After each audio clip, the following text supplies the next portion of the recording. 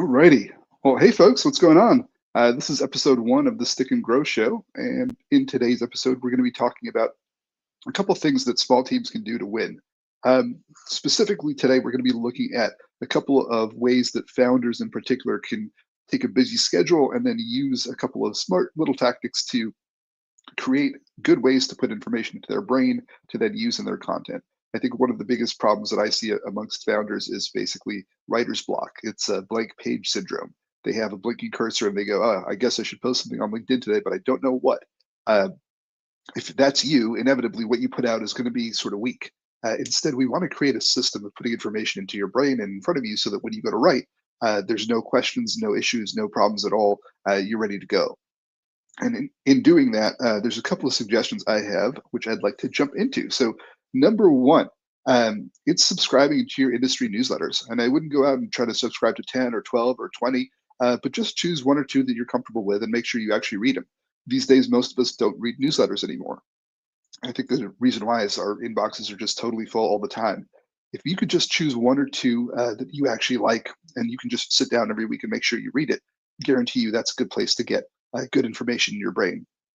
One example of this is Matt McGarry's email newsletter about email newsletters. It's one that I read every week. It's one of the few I read anymore, but that one always has great ideas. It gets me thinking, and I always want to sort of sit down and write after reading his stuff. I'm sure you have something like that in your space. Just find it, read it, and then make sure that you're taking notes on it if something sparks something for you. The second little thing here is your social media feed. Most of us have feeds that are, let's say, a little bit out of control, where the AI algos have made things a little bit sketchy, maybe.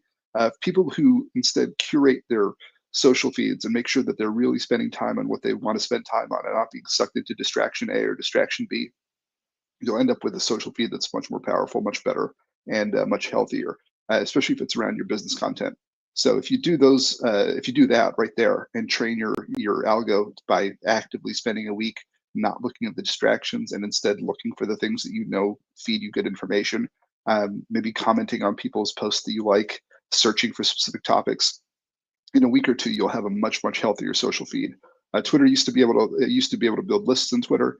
I'm sure there's some version of that that's still around, but as long as you engage with it the way that you want, you'll eventually get a better social feed that's actually going to promote the content that you want in your brain when you go to then create stuff for your audience. Number three is a really old school tactic, and it is using Google Alerts. I know very few people who do this anymore. I mean, my dad does it, but I think Google Alerts is one of those things that will actually get you quite a bit back. All you have to do is go to Google, set up a couple of alerts for keywords in your space. That could be competitors you're following, that could be just industry news, and it will give you a report every day or every week, depending on how you want to do it, where you'll get a bunch of curated news right in your inbox, and it's a great way to stay on top of what's happening. And then connected to that, I'm not sure if this is a separate point or the same one, but Feedly is the company that I like using, where you can basically create an RSS feed where it gives you the ability to basically track the information in your space in the best way possible. RSS feeds go back to the early days of the internet. I think they've always been very useful, but again, nobody really uses these anymore as far as I'm concerned. And whenever I bring them up, it's always been helpful. They essentially deliver you a curated set of news stories that you might have missed. And if you train it over time, Feedly especially is really good at giving you stuff that is, I think, almost always a hit, and the kind of things that you want to have in your brain when you turn around to them, share stuff or create content around. Then next is the AI deep research stuff. If you haven't used this for news specifically, you're kind of missing out. It's not perfect, and it'll often get very kind of biased with one source, and then it'll find like a listicle, and then it'll give you four things from that listicle. But still, it's a good way to then create something that you can automate in ChatGPT, make sure it happens once a week, and then get a report, in your inbox so that you can actually have something to react to. And then lastly, here is the podcast in your space. I don't know about you, but I certainly walk around listening to too many podcasts, probably. The only trick here is that if you're putting good information in your brain, listening wise, audio wise, like with Audible or audiobooks, podcasts, it's sometimes a big jump to then go from having the stuff consumed to then produce something. So you have to do something like making notes, taking notes as soon as you're done listening. That's the only kind of gap in my mind. You can't just listen to something and then know that it's going to be available to you during your next content creation session. So those 6 things right there: the newsletter, or following a newsletter or two in your space, fixing your social feed, creating some Google alerts around keywords that you want to track, setting up Feedly or a similar RSS company, doing some AI deep research on a weekly basis, and then finally listening to podcasts in your space and taking notes. If you do those things, you will set yourself up well for a really strong way to track the news, and then to also stay on top of things in a kind of way that's healthy for you and easy to use moving forward. And on that note, I want to talk briefly about the 3-step process that you should be using for your writing. If you are like most people, again, writer's block is a major problem, and you're basically sitting on all these years of expertise, great experiences, great stories, and when you go to write, you just don't know what to say. The way to fix that is to sit down and to go through a 3-step process. Break down your writing instead of one session into 3 different steps. Number one, you want an ideation session where you can just sit down and brainstorm ideas. This is before you try to write anything. Just sit down and just kind of, you might want to say, what are a bunch of problems that I'm hearing from clients today? And you just create a big whiteboard of stuff. You can do this on a literal whiteboard, on a digital whiteboard, on a piece of paper, whatever it is. I like to use Notion for this kind of stuff, but you can use anything. Just create a big list of ideas. Don't write them out, just the ideas, bullet points, essentially. If you do that and just save it in one place, you're going to have a documented place that you can come back to. It doesn't just have to be your own ideas. It could be screenshots. It could be other things that you grab from different places and then just stick in one swipe file in one place that you can come back to later. The point is to move quickly. Don't overthink it. If it's interesting, pop it in there. You can always just choose not to use it later, but just put everything in one clear spot. 99% of people don't do this, and that action by itself is a habit to build. But if you can do it, it's going to be great. Screenshots, again, are more valuable than you think, and I personally default to that. Screenshots, quick notes, whatever that is, just ideate. Okay, that's step one. Step two is create. So totally separate step, right? You don't want to do this in the same session. When it's time to sit down and create, like let's say that you want to write at 6 a.m. every morning, or once a week, whatever it is, make sure that you have a dedicated time to sit down and actually write stuff for whatever your purposes are.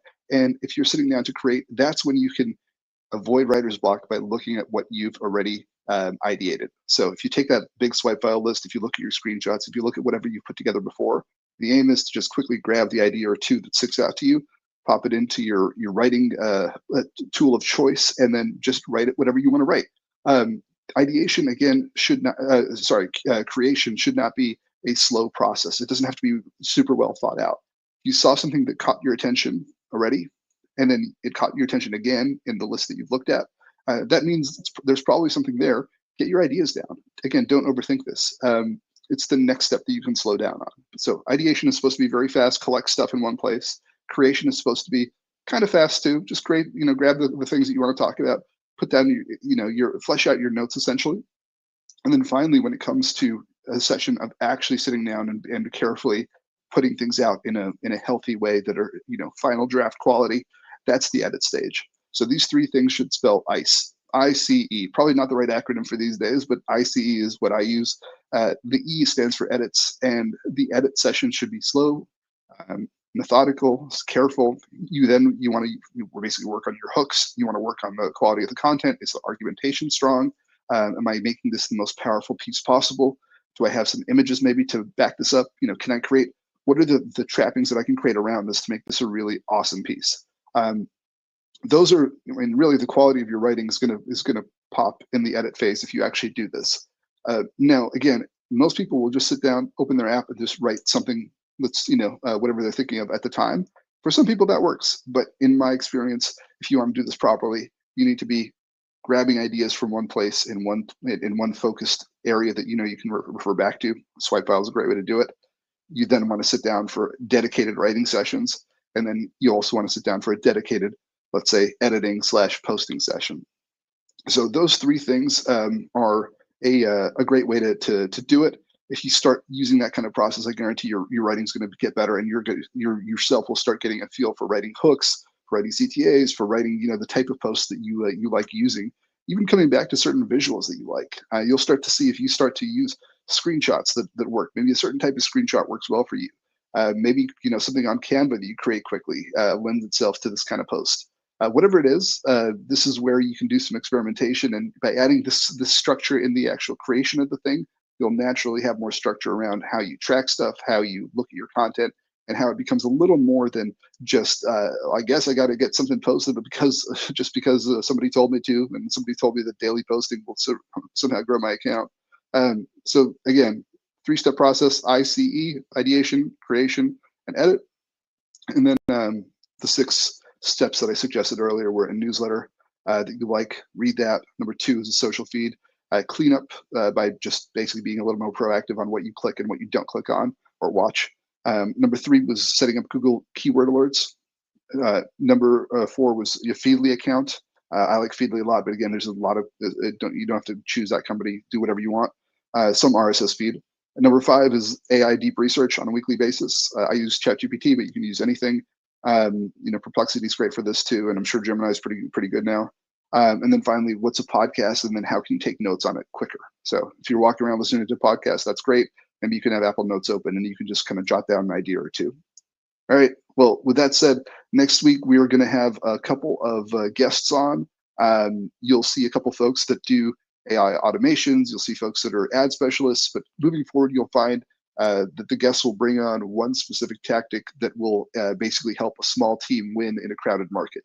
That's the gist of the show. And if you have any questions or suggestions for folks that want to be on, or specific ideas or questions that you've been struggling with, just let me know, and we will cover it in future episodes. All right, folks, take care. Speak soon.